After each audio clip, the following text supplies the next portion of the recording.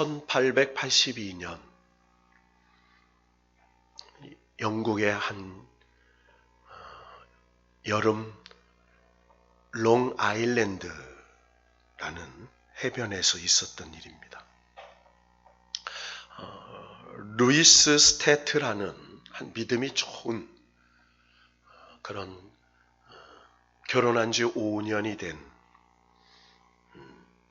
이렇게 아주 신실한 성도가 사랑하는 아내와 함께 4살 된 딸을 데리고 바닷가에 수영을 하러 갔습니다. 아름답게 펼쳐진 바다를 바라보며 일광욕을 즐기고 있는데 갑자기 사람의 비명이 막 들리는 겁니다. 한 소년이 물에 빠져 허우적거리고요. 사람들은 소리치기 시작합니다. 저 아이를 살려달라고.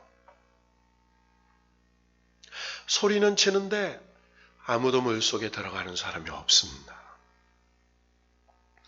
그 모습을 발견한 이 루이스 스태트, 이 남자가 지체 없이 바닷속으로 뛰어들어갔습니다. 그리고 수영을 쳐서 허우적거리는 그 소년을 부둥켜 안았습니다. 근데 이 물에 빠진 소년이 너무 당황해서 자기를 부둥켜 안은 그 루이스 스태트 이 남자를 목을 끌어 안았습니다. 여러분, 물속에 빠진 어린아이가 용씀을 하면 어른도 감당할 수 없는 괴력이 나온다는 거죠. 이 목에 매달리는 소년 때문에 이 루이스 스태트 같이 물에 빠져 허우적거리기 시작했습니다. 그때 큰 거센 파도가 밀려와 이 두 사람을 바다 저 멀리로 휩쓸어 가버렸습니다. 배를 동원해서 이 소년과 루이스 스태트라는 남자를 찾았는데 찾지를 못했습니다. 남편을 잃고 며칠 동안 바닷가에서 남편의 시신을 찾으려고 했지만 찾지 못한 아내 루이자 스태트는 집에 돌아와 여러 날 동안 식음을 전폐했습니다. 여러분 생각해 보십시오. 어느 날 갑자기 예기치도 못한 남편을 잃어버린 이 젊은 4살 된 딸을 둔 어머니의 아내의 심정이 어땠을까요? 식음을 전폐하고 몇 날이 지나는지 모르는데 어느 날 자기 마음속에 성령님이 만져주시는 위로함의 그런 하나님의 그 손길이 느껴지기 시작했습니다. 루이자 스태트, 이 여인은 하나님 앞에 무릎을 꿇었습니다. 하나님, 너무 어렵습니다. 감당하기가 힘듭니다. 꿈에도 생각하지 못했던 일이 내 앞에 생겨버렸습니다. 저는 어떻게 살아야 되죠? 제 사랑하는 남편 시신도 찾지 못했습니다. 4살밖에 됐지 않은 저 어린 딸을 데리고 제가 어떻게 살아야 합니까? 그때 마음속 깊은 곳에 이런 하나님의 음성이 들렸습니다. 네가 예수를 믿느냐? 네가 진짜 예수를 믿느냐? 그 세미한 음성을 듣고 그가 글을 쓰기 시작했습니다. 그가 쓴 글씨가 바로 찬송가 542장입니다. 구주 예수 의지함이. 그래서 그 후련에 예수 믿는 것은 받은 증거 많도다. 예수 귀한 예수 믿음 더욱 주소서. 이 시를 써가는데 예수님이 막 믿음을 주시는 거예요. 그 슬픔과 그 아픔이 다 하면서 갑자기 그 아픔과 시련이 믿음의 증거가 막 되는 거예요. 이 작시를 마치고 하나님께 감사를 기도를 드렸어요. 같은 해 미국의 복음성가 작곡가인 커크 패트릭이라는 사람이 이 소식을 전해 듣고 그리고 루이자 스태트 여사가 쓴 이 작시한 시를 가져다가 곡을 썼습니다. 그 곡이 바로 우리 찬송가에 실려 있는 542장입니다. 한번 펴볼까요?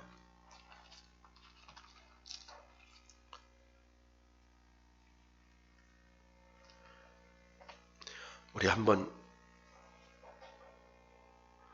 1절과 2절만 한번 찬양해 볼까요? 그냥 구주 예수 의지함이 심히 기쁜 일일세 영생 허락받았으니 의심 아주 없도다. 예수 믿는 것 받은 증거 많도다. 예수 귀한 예수 믿음 더욱 주소서. 구주 예수 의지함이 심히 기쁜 일일세 주를 믿는 나의 마음 그의 피에 적시네. 예수 믿는 것은 받은 증거 많도다. 예수 귀한 예수 믿음 더욱 주소서. 아멘.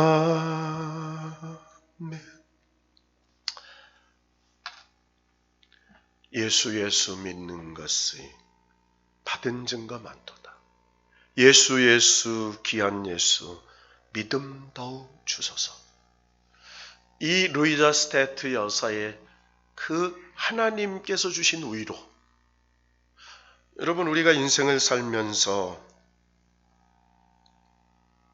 하나님은 믿음의 사람들에게 계속해서 성령의 증거를 보여주시는 아버지십니다. 불행과 슬픔, 질병과 사고, 그리고 사건과 시련, 아픔과 고통, 핍박 속에서도 어둠 속의 빛처럼 역사하시는 것이 성령님의 위로의 역사다. 죽었지만 살고 망한 것 같지만 다시 일어나고 끝난 것 같지만 영생으로 인도하시는 하나님의 역사가 성령의 역사인 줄로 믿습니다. 엘리야의 생애와 엘리사의 생애에 계속해서 반복적으로 등장하는 용어가 있습니다.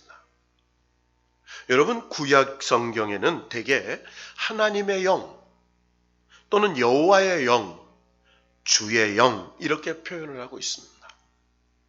그런데 열왕기하 2장 15절 이하에 보면 성령이라는 단어가 등장합니다. 9절 하반절에 보면 당신의 성령이 하시는 역사가 갑절이나 내게 있게 하소서 하는지라 이런 나와요. 성령이 하시는 역사가 갑절이나 이렇게 나와요. 따라합시다. 성령이 하시는 역사가 갑절이나 내게 있게 하소서. 성령이 하시는 역사. 그러니까 성령님이 하시는 역사가 엘리사가 갑절이나 얻기를 원하는 거예요.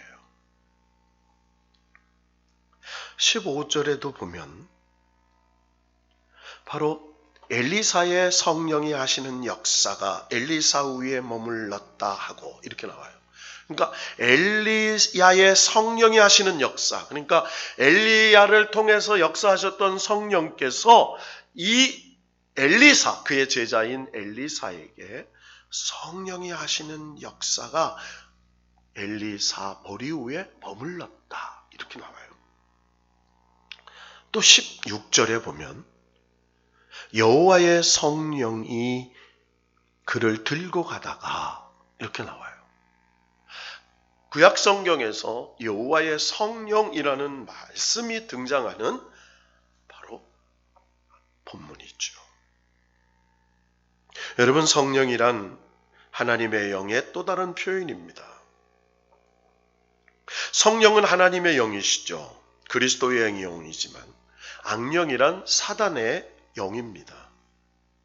요한복음 10장 10절에 보면 예수님께서 이렇게 말씀하십니다. 도둑이 오는 것은 도둑질을 하고 죽이고 멸망시키려는 것뿐이요 내가 온 것은 양으로 생명을 얻게 하고 더 풍성히 얻게 하려는 것이다. 그러니까 성령의 역사는요, 생명을 얻게 하고 풍성히 얻게 하려는 하나님의 역사예요. 따라합시다. 생명을 얻게 하고 풍성히 얻게 하려 하는 하나님의 역사다. 여기서 말하는 생명은요, 하나님이 주시는 영원한 하나님의 생명을 말해요. 세상의 생명을 말하는 게 아닙니다. 육신적 비블리오스 이런 걸 말하는 게 아니에요. 하나님의 영, 조회 이런. 자, 성령은 이런 용어가 등장하죠. 바람 같은 성령. 무슨 성령? 바람 같은 성령. 그래서 에스겔 선지자에 보면 성령의 바람이 불어 이렇게 말해요. 또 출애굽기에 보면 바람이 동풍이 바람이 동쪽에서 불어 이렇게 나와요. 또 불과 같은 성령 이런 표현이 나오죠. 또 물과 같은 성령, 비둘기 같은 성령, 또 기름과 같은 성령 이렇게 나와요. 물, 불, 바람, 비둘기, 기름과 같은. 그러니까 이 성령의 역사는 현상을 설명하는 거예요. 성령이 기름이다, 바람이다 이렇게 이야기하는 게요. 성령이 나타나시는 현상이에요. 따라합시다. 성령이 나타나시는 현상. 여러분, 성령 받은 사람은 오직 성령 중심의 삶을 살아요. 성령 안에서 바빠지고 성령 안에서 분주해지고 성령 안에서 생각하고 성령 안에서 행동하고 성령 안에서 순종하고 성령 안에서 사업하고 성령 안에서 자녀를 키워요. 이게 성령의 삶이에요. 따라합시다. 성령의 삶. 여러분, 이 성령은 도우시는 영, 보혜사 성령이죠. 힘 주시고 능력 주시는 성령이에요. 우리 옆 사람 축복해 봅시다. 가정에서 힘 주시고 능력 주시는 성. 힘을 주시고 능력 주시는 성령이에요. 여기서 힘은 죄를 이기고 세상 유혹을 이기고 마귀를 이기는 하나님의 주시는 영적 능력을 말해요. 힘입니다. 육신의 힘이 아니에요. 능력, 안 되는 걸 되게 하고 사람의 힘으로 안 되는 것, 하나님의 때, 방법, 역사 이런 거를 나타내는 힘을 말하는 거죠. 여러분, 성령을 받으면 슬픔이 기쁨이 되고 성령을 받으면 불평이 감사가 되고 성령을 받으면 절망이 소망이 되고 성령을 받으면 슬픔이 즐거움이 되고 그래서 성령을 받으면 부족함이 만족함이 되는 거예요. 이게 성령의 역사죠. 자, 그런데요. 오늘 열왕기하 2장의 분위기는 어떤 분위기예요? 여러분, 열왕기하는요, 북이스라엘과 남유다가 멸망하는 왕조의 이야기예요. 열왕기상, 열왕기하, 이 말은 남쪽 유다와 북쪽 이스라엘 왕조의 열왕들의 이야기예요. 여러 왕들의 이야기라는 겁니다. 그들이 믿음으로 살았던 왕, 우상을 숭배하며 살았던 왕의 시대에 나타났던 그런 역사들을 기록한 책이라는 거죠. 그런데 이 열왕기하는 특별히 우상을 섬기고 하나님의 말씀, 언약을 떠나서 죄를 짓다가 하나님의 심판을 받았던 하나님의 백성들에 대한 그 경고의 역사를 말해요. 결국은 아수르 바벨론의 포로로 끌려가죠. 여러분, 이 열왕기하에 등장하는 이 영적 분위기는요, 오늘 우리의 삶의 현실의 분위기와 별로 다르지 않아요. 세상은 거짓 선지자가 막 증가해요. 이 열왕기서에 보면요, 거짓 선지자가 굉장히 많이 등장합니다. 그리고 가짜 제사장. 무슨 제사장? 가짜 제사장. 돈 좋아하고 명예 좋아하고 자기의 유익을 구하는 가짜 제사장. 그리고 거짓 선지자 막 저주하고 막 뭘 봤다고 하고 막 무섭게 해가, 그래서 뭐 점쟁이 무담처럼 하나님 앞에 돈을 들이면 해결. 우리 하나님 그런 하나님 아니시거든요. 성도들을 겁을 주고 그렇게 하는 거짓 선지자, 예언자들이 늘어나요. 하나님을 섬기는 게 우상을 섬기는 것 같아요. 여러분, 하나님은 영이십니다. 하나님은 영이세요. 그런데 그 하나님을 마치 큰 바위, 큰 불상, 어떤 사원을 섬기는 것처럼 잘못된 하나님을 섬기는 거예요. 여러분, 하나님은요, 삶으로 섬기는 겁니다. 삶으로 섬기는 거예요. 하나님을 두려워해서 정직과 진실과 그리고 하나님 말씀대로 살려고 몸부림치는 삶으로 하나님을 섬기는 것이지 다른 것으로 하나님을 섬기는 게 아니라는 거죠. 여러분, 이 어려운 위기에, 영적 위기의 시대에 누가 등장하느냐? 위대한 하나님의 능력을 가진 선지자들이 등장해요. 그 사람이 바로 엘리야입니다. 여러분, 엘리야가 등장한 건 열왕기상 17장부터 등장하죠. 시돈 시냇가에 물이 마르고 3년 6개월 동안 가뭄이 들면서 하나님께서 까마귀를 통해 떡과 고기를 물어다 주고, 그리고 사르밧 과거를 통해서 기름과 가루가 떨어지지 않는 기적을 일으키면서 죽은 과부의 아들을 살려내시는 그 역사가 막 나타나요. 기도할 때 떠났던 영이 돌아오고요. 그런 참 기가 막힌 역사가 나타나잖아요. 그리고 850명의 바알과 아세라 선지자들과 갈멜산 꼭대기에서 영적 전투를 벌이는데 850명이 아무리 부르짖어도 하늘에서 불이 내리지 않아요. 그런데 엘리야가 12동이 물을 부어도 그 적신, 그 나무와 그 단 위에 세워진 그 하나님 앞에 드린 번제물을 하늘에 물이 내렸어 살아버리잖아요. 놀라운 역사. 또 갈멜산의 꼭대기에 무릎 사이에 머리를 붓고 7번까지 자기의 시종에게 비가 올 때까지 가봐라. 그럴 조그만 손바닥 구름이 일어나 손바닥만한 작은 구름을 보고 하나님이 보내시는 큰 비의 역사를 고백했던 사람이 엘리야입니다. 그러니까 성경에서 등장했던 능력의 선지자 하면 엘리야예요. 여러분, 예수님께서 변화산에 누구와 함께 말씀을 나누시죠? 엘리야와 모세와 주님이. 그러니까 엘리야와 모세는요, 예수 그리스도의 예표예요. 구약의 예수 그리스도예요. 엘리야라는 말이 뭐예요? 하나님의 사자, 하나님의 사자, 이런 뜻이에요. 그러니까 이 엘리야는 하나님께서 쓰시는 놀라운 하나님의 사람이에요. 하나님의 사자. 자, 이 엘리야가 마지막 하나님 앞에 쓰임받는 게 뭐예요? 북이스라엘과 그리고 아람 나라의 왕을 세우고 다음 자기의 대를 이어서 하나님의 사역을 감당할 자기 후계자를 세우는 역할, 엘리사의 기름을 붓는 그것으로 그의 사역을 마치게 되죠. 농사를 짓는 엘리사에게 자기의 겉옷을 던져서 하나님의 부름을 받게 하는 역사가 시작이 돼요. 자, 이제 성경은 이렇게 말합니다.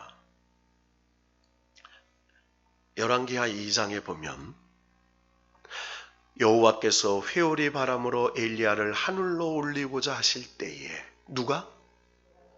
여호와께서 누구를? 엘리야를 어디로? 하늘로. 무엇을? 회오리 바람. 여러분, 여기서 회오리 바람은 성령의 바람을 말하는 거예요.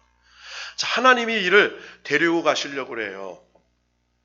여러분, 성경에 죽음을 보지 육신의 죽음을 겪지 않고 하늘로 올라간 사람이 두 사람이죠.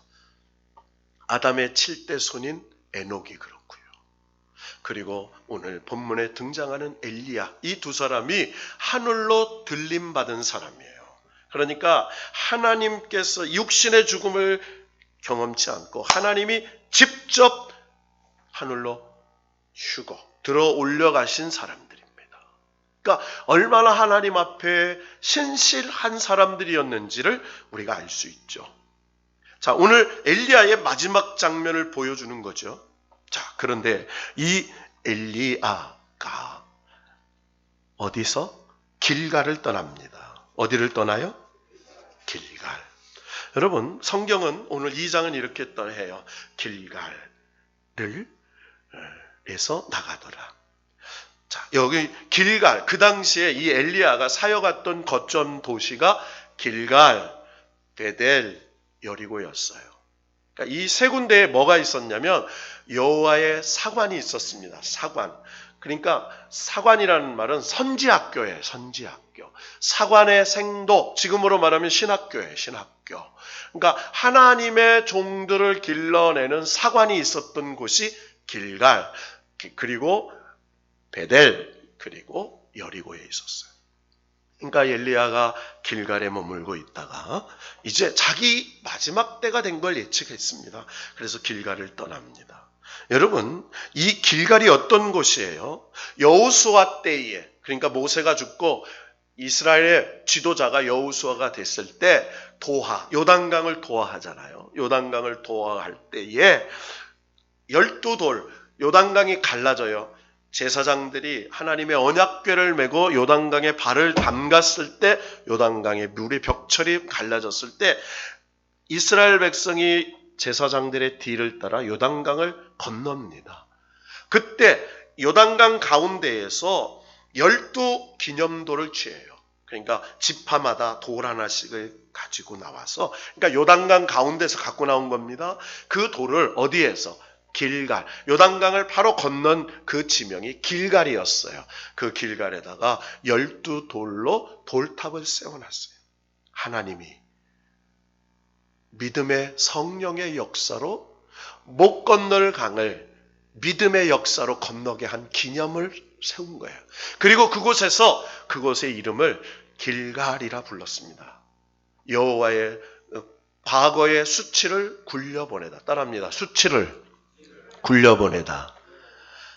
애굽의 노예의 수치, 광야의 불순종의 수치, 내 과거의 아픔의 수치, 내 불순종의 수치, 이제 그 다 과거를 굴려보내. 그러니까 요단강, 은혜의 강, 생명의 강을 건넌 후에는 나는 이제 새 사람이 되어서 다 수치를 굴려버려요.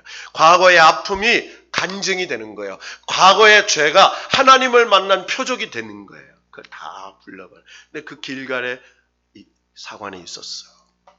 자, 이곳에서 뭐예요? 엘리야가 엘리사에게 머물르라고 그러죠. 엘리야의 제자인 엘리사가 뭐라고 얘기합니까? 엘리야가 엘리사에게 넌 여기 머물러서 이 길갈을 좀 지켜라 이렇게 얘기해요. 그러니까 이 제자 엘리사가 스승 엘리야에게 2절에 보니까 이렇게 말합니다. 여호와께서 살아계심과 당신의 영혼이 살아있음을 두고 맹세하느니 내가 당신을 떠나지 아니하겠나이다 하는지라. 그러니까 무슨 한마디예요. 뭐예요? 하나님과 스승의 영혼에 내가 맹세하면서 나 떠나지 않습니다. 스승님 따라가렵니다라고 하는 결연한 믿음의 고백을 하는 거예요. 그리고 스승이 가는데요. 오지 말라고 하는데 따라갑니다. 여러분 옛날에요. 시장 갈 때 있잖아요. 시장. 시골에서 크신 분들은 알아요. 5일장이 있잖아요. 엄마가 시장을 가면 아이들이 대부분 따라가려고 해요. 왜요? 시장 가면 볼거리도 많고 시장 가면 뭐도 많아요? 먹을 게 많아요. 그래서 시장 가면 풀빵, 팥죽, 붕어빵 별게 다 있어요. 꽃빵 하여간 많으니까 엄마 따라간다고 그러면 엄마는 짐도 있고 얘 따라가면 일도 못하니까 따라오지 마 집에 있어요. 그러면서 맛있는 거 사다 줄게 했는데 나중에는 결국은 바닥에 앉아서 발을 비비며 울잖아요. 응? 우는 강도에 따라서 갈 수도 있고 안 갈 수도 있어. 이제 지금 엘리사가 스승한테요. 지금 매달리고 있는 겁니다. 자, 그런데 이상합니다. 머무르라고 해놓고 따라간다니까 그냥 두요. 그리고 베델로 가요. 아무 소리죠. 자, 2절 마지막 절에 보면 베델로 내려가니 두 사람이 베델이 내려갑니다. 그러니까 3절에 보니까 베델에 있는 선지자의 제자들이 엘리사에게 조용히 찾아옵니다. 그러면서 이렇게 말해요. 여호와께서 오늘 당신의 선생을 당신의 머리 위로 데려가실 줄을 아시나이까. 그러니까 그 베델에 있던 선지 생도들도 신령한 생도들이었어요. 왜? 지금 오늘 누가? 엘리야가 하늘로 데려가실 걸 알았다 몰랐다? 아는 거예요. 그러니까 영적으로 아주 신령한 사람들이었어요. 엘리사님, 당신의 스승이 하늘로 여호와께로 들려 올라갈 줄 아십니까? 그러니까 내가 안다. 너희는 잠잠하라. 아니까 아는 척하지 말아라 이 얘기예요. 그러면서 하는 말이 그 다음에 뭐라고 전개됩니까? 4절에 엘리야가 똑같은 얘기예요. 반복합니다. 여러분 믿음은 반복돼요. 신앙생활은 반복되는 거예요. 성경에 보면 계속 말해요. 믿으라, 순종하라, 감사하라, 기뻐하라. 이게 하나님의 율례는요. 간단하고 명료해요. 명료합니다. 엘리야가 똑같은 얘기예요. 엘리사야 여기 머무르라. 여호와께서 나를 여리고로 보내시느니라. 너는 여기 머무르라. 그랬더니 똑같은 얘기를 하죠. 4절에 엘리사가 이르되 여호와께서 살아계심과 당신의 영혼이 살아있음을 두고 맹세하노니 내가 당신을 떠나지 아니하겠나이다 하니라. 자, 그런데 그 뒤로 아무 말이 없어요. 그 둘이 여리고에 이르매. 자, 이제 베델이 어떤 곳입니까? 여러분 베델은요. 바로 쌍둥이 동생 야곱이 돌베개 베고 하나님을 처음 만난 곳이에요. 그것을 하나님의 집, 떡집이라고 장차 이 베델. 정말 이 베델에 이 야곱이 이스라엘이라고 불러주시는 역사가 생기죠. 하나님이 약복강에서 너를 앞으로 이스라엘이라고 불러주신다고 약속을 해요. 그런데 뭐예요? 세겜 땅에 살면서 계속 야곱이에요. 그러나 어디? 베델에 올라갔을 때 하나님의 말씀의 집에 올라가 그가 예배의 삶으로 바뀌었을 때 이스라엘아 라고 불러주세요. 여러분 이스라엘은요 내가 부르는 이름이 아니에요. 하나님이 나를 불러주시는 사람 이름이에요. 저와 여러분은 여전히 야곱입니다. 따라합니다. 나는 야곱이다. 그러나 하나님은 야곱인 나를 이스라엘로 불러주세요. 야곱 같은 나도 하나님이 도와주시면 이스라엘이 될 수 있다. 자, 그런데 여리고에 도착을 했습니다. 여리고에 도착을 하니까 여리고에 있는 제자들도 마찬가지예요. 엘리사에게 와서 또 말합니다. 오늘 당신의 선생을 당신의 머리 위로 데려가실 줄 아시나이까?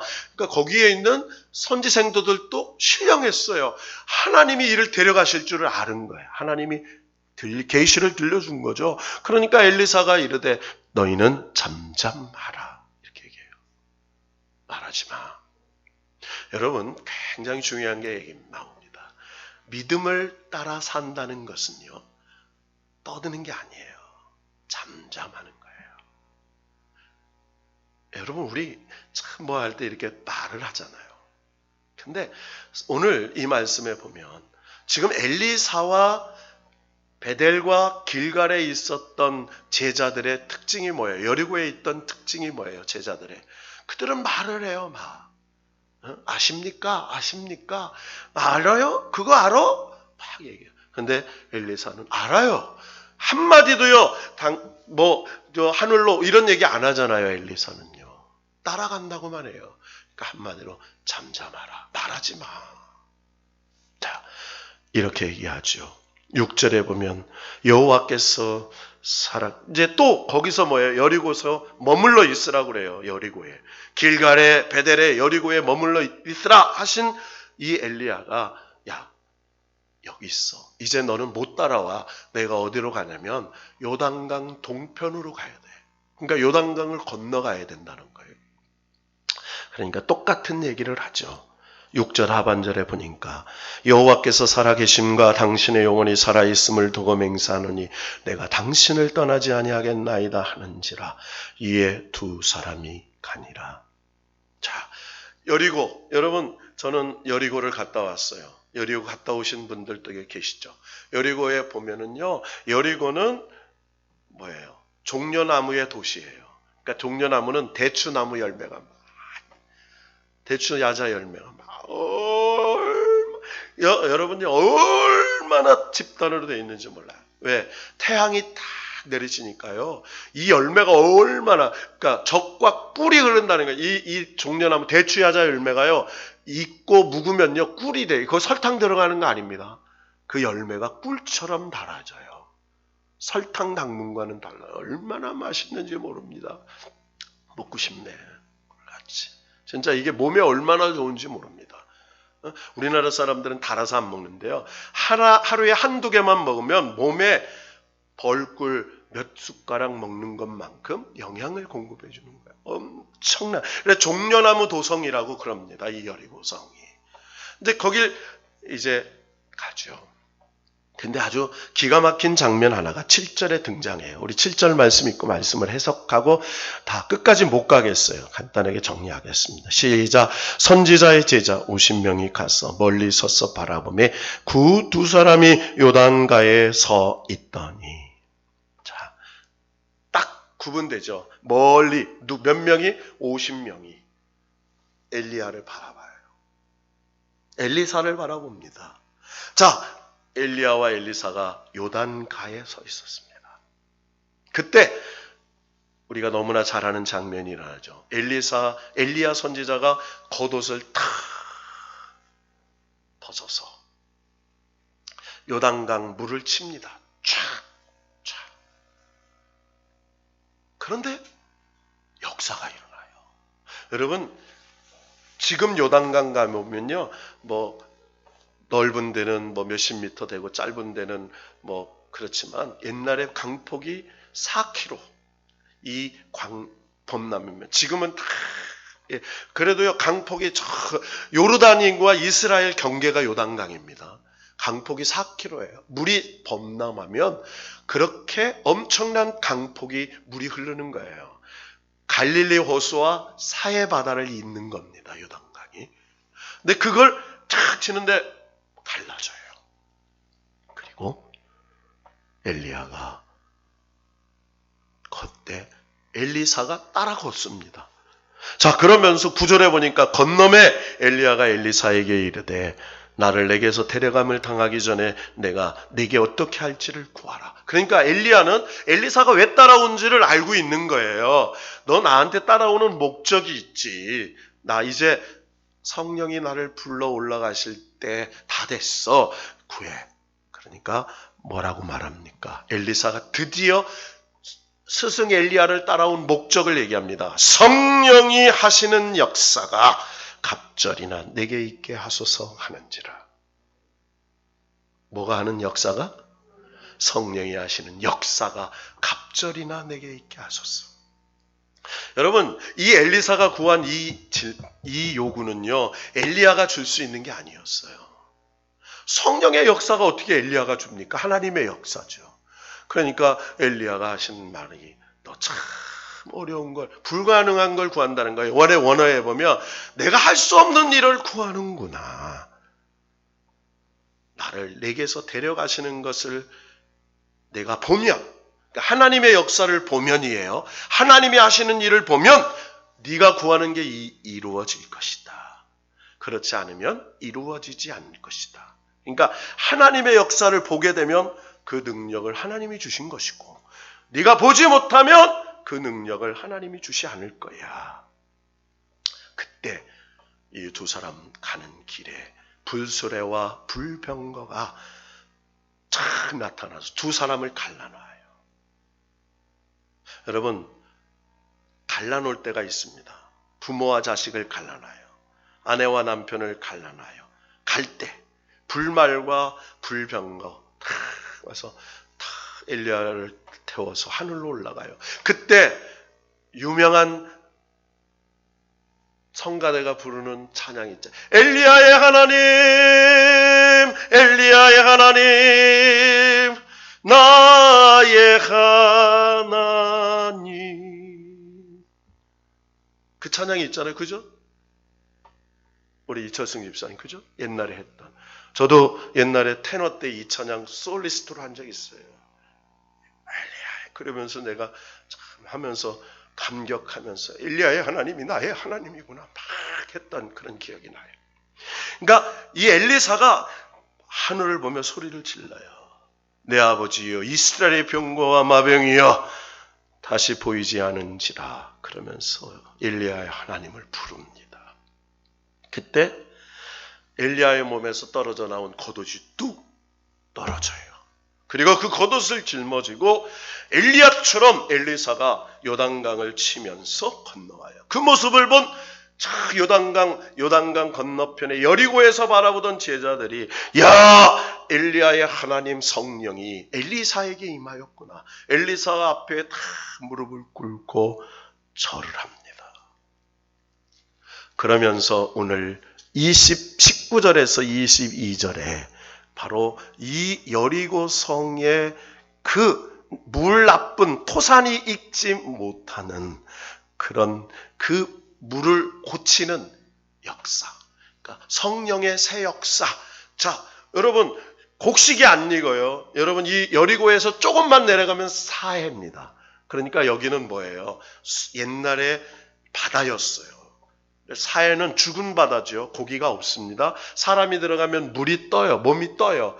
그러니까 소금기가 있는 땅이에요. 그래서 곡식이나 여리고 종려나무나 맺지 않아요. 그래서 다 됐어요. 그런데 엘리사가 성령의 역사하시는 능력을 받은 후에 새 그릇에 소금을 담아다가 물의 근원에 담지. 지금 여리고에 가면요, 이 물이 있습니다. 이 샘이 있어요. 지금도 1000m 밑에서 용수음 치는, 이거 용샘이라고 그러죠. 1000m 지하에서 물이 계속 1시간에 4톤씩 흘러나와요. 4톤씩. 그래서 이 물이 흘러서 지금 종려나무 밭에 흘러가는, 그래서 여리고성이 종려나무 도성이 된 거예요. 그래서 이 소금 땅이 하나님의 이 용수 치는 그 치료하시는 샘물이 여리고성의 근원을 고쳐서 지금은요, 풍성한 정말 여리고 야자 열매, 그리고 옥수수, 바나나 이런 것들을 생산해내는 기름진 땅이 되는 겁니다. 여러분, 말씀을 정리합니다. 하나님께서 왜 이 성령의 역사를 말씀하셨을까? 여러분, 모세 시대나 엘리야 시대나 엘리사 시대나 다 영적으로 위기의 시대였어요. 여러분, 이 위기의 시대에 좌절하고 절망하면 멸망할 수밖에 없어요. 위기의 시대에 하나님의 역사, 성령의 역사를 믿고 길갈에서 베델에서 여리고로, 여리고에서 요단강을 건너서 불같이 임하시는 성령을 기대할 때에 하나님이 그에게 임하였더니 엘리야의 성령이 엘리사의 머리 위에 머물렀을 때 이 불가능을 가능케 하는, 시대를 변혁시키는, 그래서 이 엘리사는 스승 엘리야보다 갑절이나 이적을 행하는 놀라운 역사를 나타내는 믿음의 산 증인이 됩니다. 여러분, 우리 기독교는 말씀의 종교예요. 무조건 믿습니다, 믿습니다, 비나이다 하는 종교가 아니에요. 돌이나 나무로 깎아 만들거나 금이나 놋을 부어 만든 우상 앞에 절하는 우상의 종교가 아니에요. 변화산 위에서 호련히 나타난 구름이 덮였고 구름 속에 하나님의 음성이 들려 이는 내 사랑하는 아들이요 내 기뻐하는 자니 너희는 그의 말을 들으라. 하나님 말씀을 듣고 믿고 순종할 때 여러분, 우리 인생의 위기와 불가능을 하나님이 해결해 주는 역사가 나타나게 될 줄로 믿습니다. 오늘 이 말씀은 우리의 삶의 위기의 시대에 결코 좌절하면 안 된다는 거예요. 어떤 이는 길갈에 영원히 과거의 수치에 머물러 있는 사람이 있어요. 어떤 이는 베델에 여전히 사닥다리만 바라보면서 여기가 좋사오니 여기서 하나님 내게 돌아오면 여전히 그 타령만 하는 사람이 있어요. 여리고성에 와서 여전히 하나님 7바퀴를 돌고 소리질러 무눴던 그 기적만 과거에 메말렸던 사람이 있어요. 신앙은 그게 아니에요. 건너가는 거예요. 따라합시다. 믿음의 강을 성령의 역사로 건너가는 것이다. 불가능한 강을 믿음의 강으로 여기고 성령께서 하시는 역사를 믿고 나아갈 때 여러분의 삶의 육신의 질병에 그 질병의 강이 갈라질 줄로 믿습니다. 여러분의 생업터에 여러분 사업을 방해하는 더러운 사단의 방해가 성령의 불로 갈라지는 역사가 나타나게 될 줄로 믿습니다. 여러분의 자녀들 사춘기 속썩이고 힘들지만 다 과정이에요. 깨닫게 해주셔서 그 아들을 믿음의 거목으로 키우는 인간 엘리사가 성령 엘리사의 사람으로 바뀌는 그런 놀라운 전환점이 될 줄로 믿고 이 하나님의 하시는 역사, 성령님이 하시는 역사가 저와 여러분의 삶 속에 오늘 나타날 줄로 믿고 다시 한번 믿음의 용기를 일어나 이 요단강을 믿음의 겉옷으로 쳐서 갈라낸 여러분의 앞길에 방해하는 요소들이 갈라지고 해결되는 놀라운 축복이 일어나기를 주님의 이름으로 축원합니다.